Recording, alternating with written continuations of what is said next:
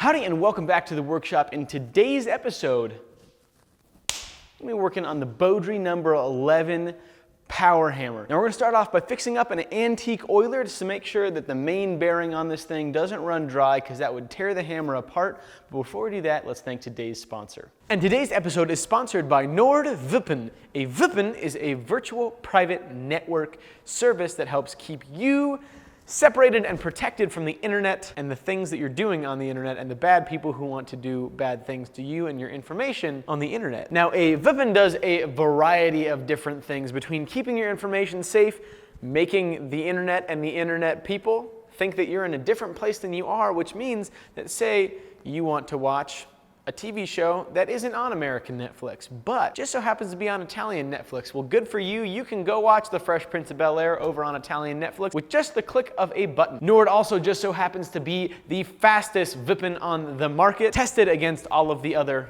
VPNs. Now, Nord has 5,200 servers in 60 different countries, which means that you have a wide variety of different places that you can pretend to be. Now with Nord, you can have up to 6 devices from any operating system operating at the same time, which means you don't have to sacrifice one device being secure while the other one is just floating out there willy-nilly unprotected. You can be typing with 3 fingers on different devices and still be ready to rock and roll, safe and sound. And depending on how crazy you want to get, you can actually double up on your VPNs now, which means that you can have your device goes to one VPN, goes to another VPN, goes to the website. I don't know in what situation you would do that, but maybe you need to be extra secure and you need to make that happen, and you can do it now. So if you are interested in keeping your devices safer, if you are interested in accessing the ability to download games and websites and services that you can't get in your own country, to stream content that you can't get in your own country, go to nordvpn.com/Will Stelter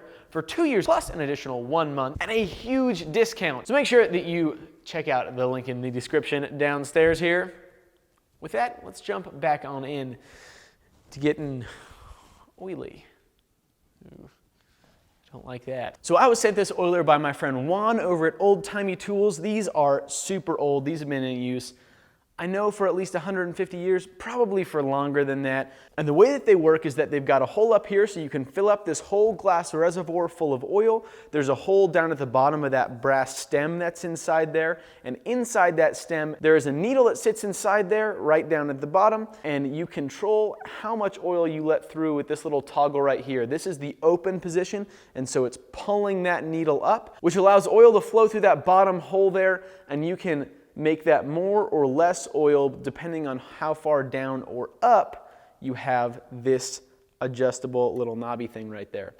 So very cool design. You can see how many drips per minute you've got coming through the oiler based off this little looking glass down here.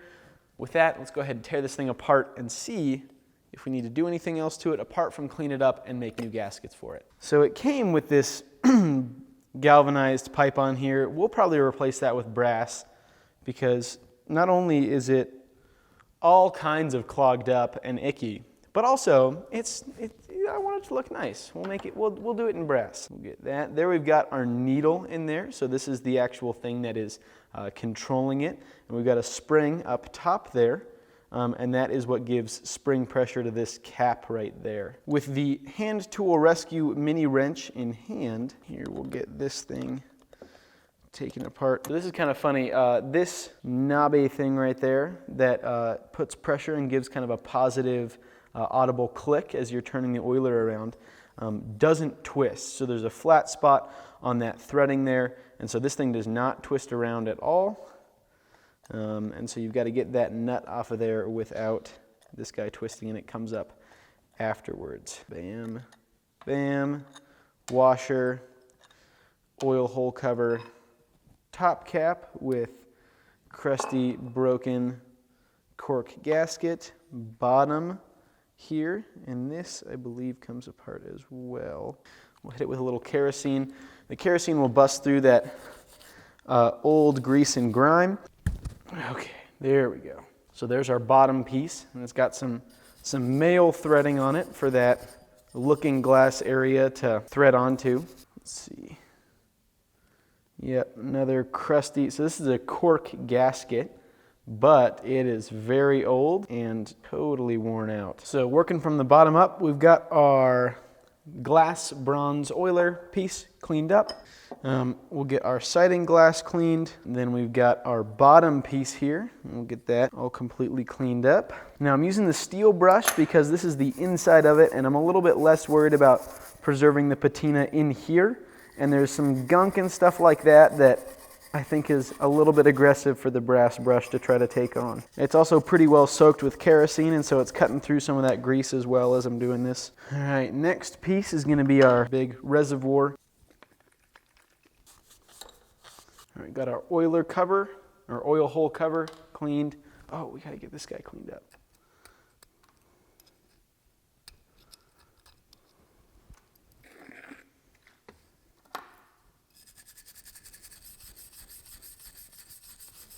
Paragon. Heck yeah. Next thing's next, we're gonna put a cork in it. And the way they're gonna do that is by using this cork gasket material. This will seal it off and hold the oil in there. And so all we've got to do is, we won't be able to cookie cutter it out, but we'll be able to get oh no, didn't even leave the rough imprint.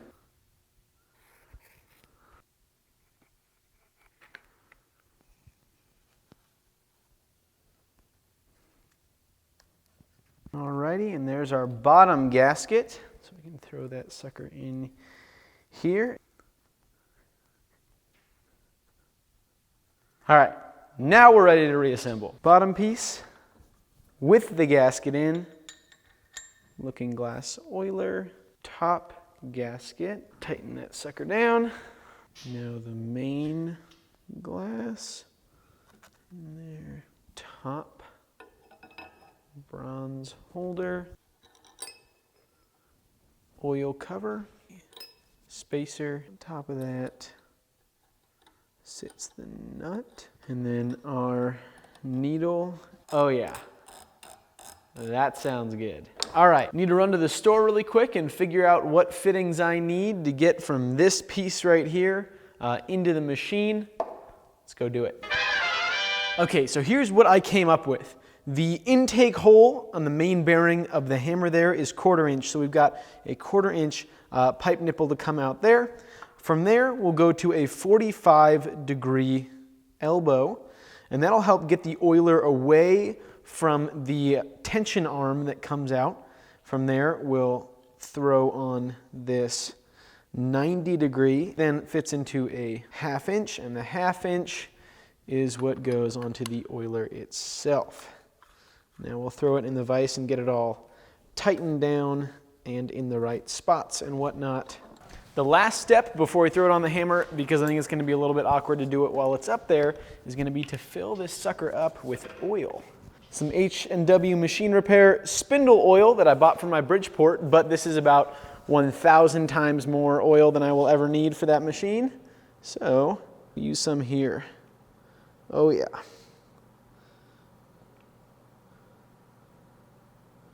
So good. All right, so I forgot to film it, but it was also really challenging, and so I'm not going to redo it just for the camera, but got it situated now where we got a 45-degree coming straight out of the hammer to a 1-inch long pipe nipple to another 45-degree to a 90-degree, and now we'll set our oiler in there. Looks about right. With the oiler attached, the next thing that I need to work on is getting this sow block key out of here. Now I've been soaking it in penetrating oil for a long time, and I've been whacking it from the other side and it hasn't come out. So this is a tapered key that sits between the male dovetail of the sow block and the female dovetail of the Anvil. And I'm gonna use a trick that I learned a while ago, where I'm gonna weld a piece of all thread on here. I'll then slide a pipe over the top of it, and then I'll put some washers on the other end. And that means that I'll use, basically, I'll be able to get full, directly, sideways, this way, linear pressure from the all thread that I'll weld on there. And it'll hopefully suck that thing right out, because the amount of pressure that you can get from a thread is pretty pretty large, and so it should be the fastest way to get that pulled out. And if that doesn't work, then we'll have to start heating things up, but I really don't want to have to do that. Okay, so I'm going to use 1.5" all thread because I want as much pressure on this key as physically possible, and so bigger all thread, more pressure.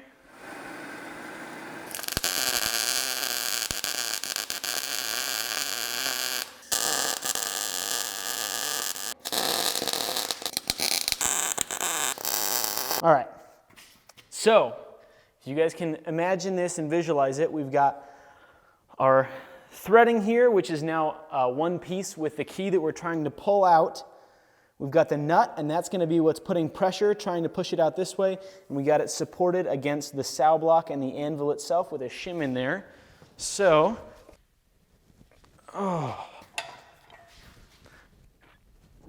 that's a lot of pressure. Maybe while I've got a little pressure on here, I should go around to the other side and whack on it with the sledge.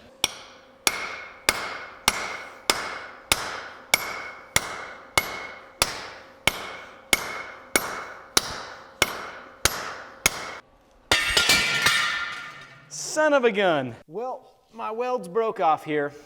That sucks. Came straight off, no problems. So, new plan is to do it again. I'm gonna weld on a smaller piece of all thread that I'll be able to pull. I'll be able to, I think, get a little bit more contact area on the face of that key. I'll probably preheat the key a little bit as well so that hopefully we don't have to deal with any cracking issues. And then I'll take a chain hoist, hang it from this sling right here, and build a very heavy battering ram that'll hang down here, and I'll be able to throw a piece in there and battering ram it while there's tension being pulled on it. So let's give that a shot. This is a recommendation from Salem Straub, my bladesmithing mentor, and he has a 300-pound Beaudry, so one size smaller than this guy, and he went through the same thing on his. So let's give it a shot.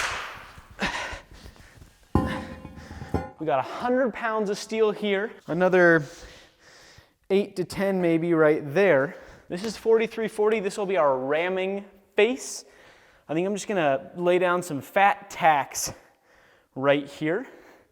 And then we'll maybe weld an eye or something onto it. So for that we can give it the old smack.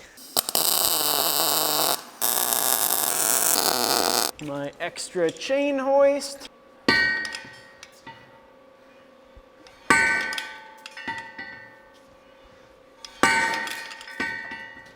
All right. Okay. We may have to add some heat into the mix here at some point as well.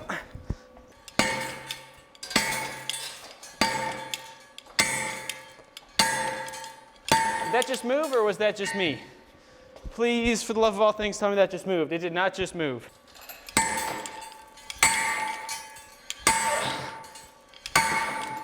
That feels like it's moving. Yes! Oh! It did in fact move. Oh my goodness. Wowza.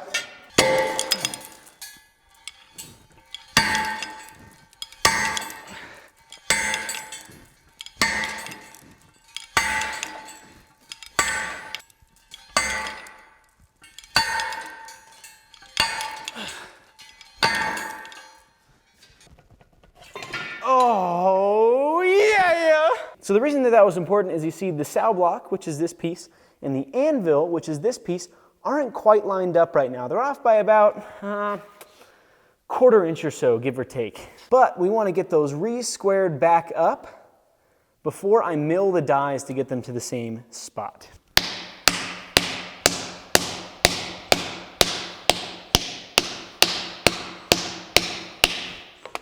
All right, it is the next morning now, and the first thing that I need to do before measuring how much material to take off of either side of the die is I actually need to rotate the anvil and the sow block to make them perfectly in line with the ram.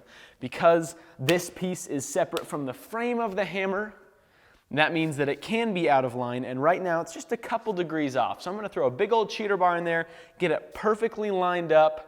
This may take a minute. I'm probably, after I get it really close, gonna throw the top die of the hammer in here, and then the bottom die, take some measurements, see how it matches up, and then go back and you know, scoot it around and whatnot.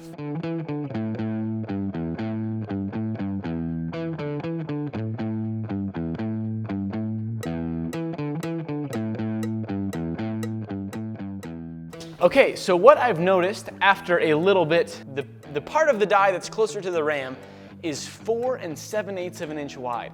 This die down here is 4 5/8 of an inch wide, which really means we only need to take an 1/8 inch off either side of this die in order for it to be lined up, which is great. Okay, so these faces right here are what's resting on the top of the jaws, and we know the top of the jaws are parallel to the table because that's how they do milling machines and vices. We'll be able to kick things off by decking off the face of this. With a fly cutter, we're gonna take off as little material as possible, and then we'll mill our way around, cutting off material, keeping it square and whatnot, and looking good.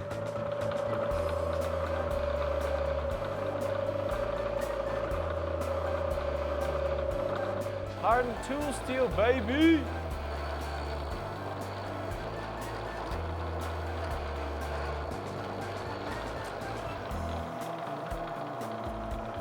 Oh my gosh, it's so beautiful.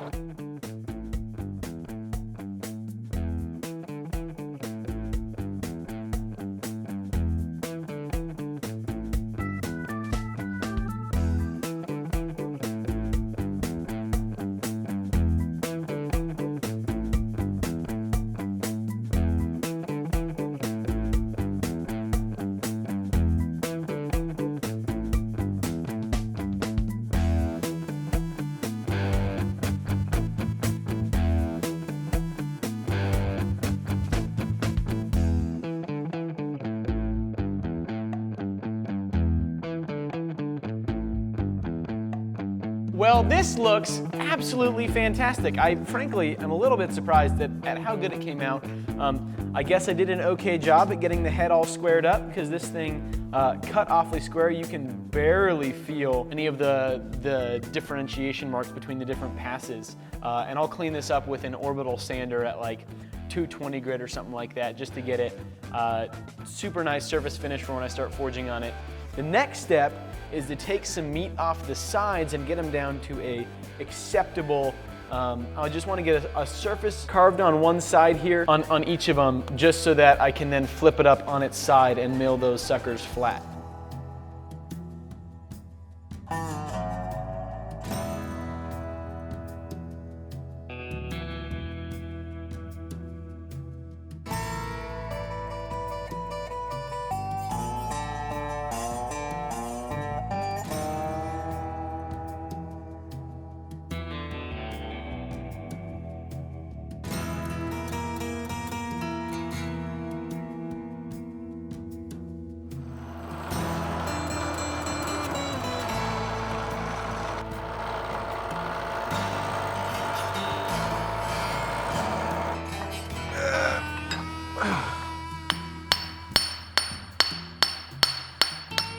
Hot diggity dog, look at that. That's pretty good. All right, next thing's next.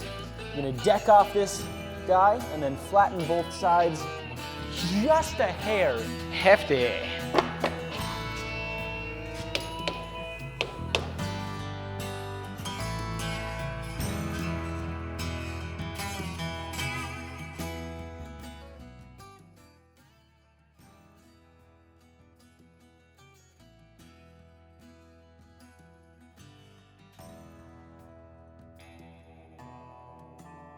So as you saw, I was struggling just a little bit trying to get the end of the die squared up. And then I realized something, and that is that this is a pretty soft, I'm fairly certain it's tool steel, but I think it's fairly unhard tool steel. It means that I should be able to, if I go nice and slow and use plenty of coolant, chop it off in my bandsaw. Okay, I forgot something, and that something is that I specifically bought lower tooth count blades so that when I cut big stuff, I wouldn't shred my small blades. So I'm gonna swap out my blade real quick.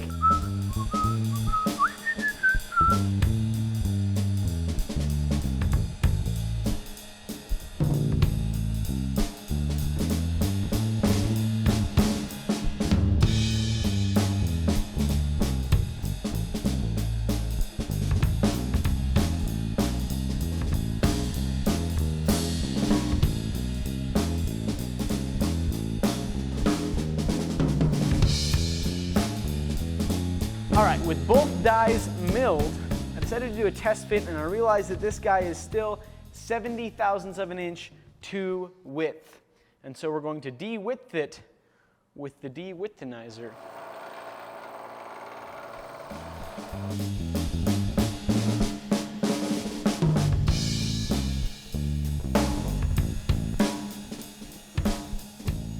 With the dies completely milled, it's time to head into the grinding room and get them looking less machined and more hand finished. I'm going to start at 80 grit and see how it feels. See if I'm going to need to bump up to any more grits than that.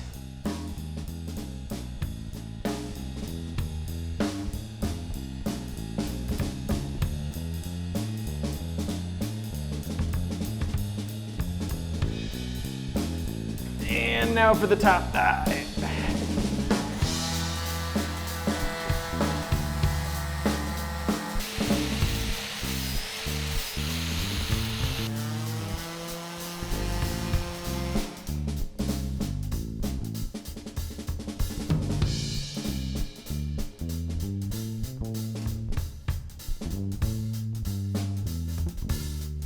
All right, the dies look, frankly, way better than I thought that they were going to. I'm thrilled. The milling went well, the orbital sanding went well, and it gave them a very blended look. The last thing that we're going to do in today's episode is getting all of the shims and keys for the hammer fit, which means that this guy, and this guy right here are all going to be ready to rock and roll.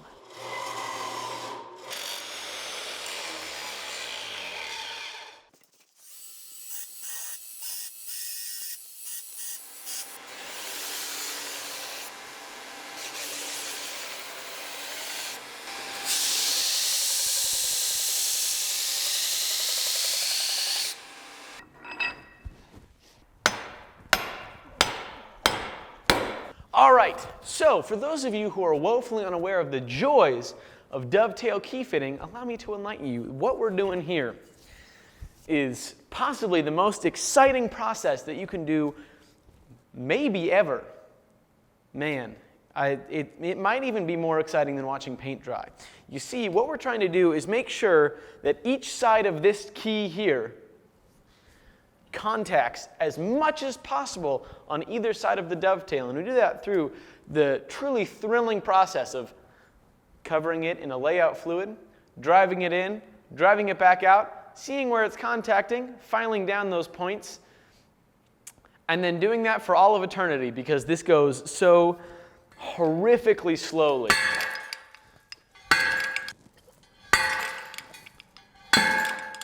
Ooh.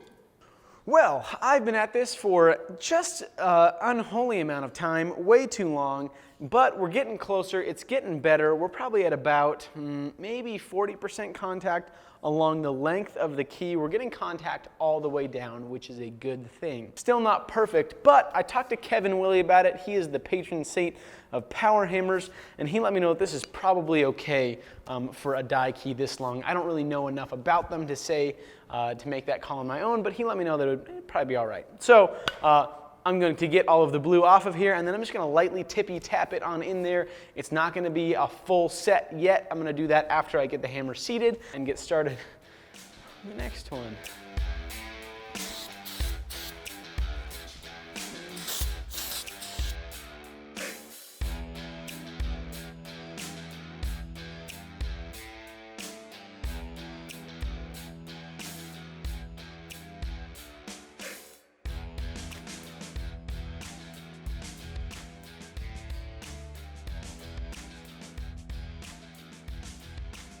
Well, that bad boy ain't going nowhere.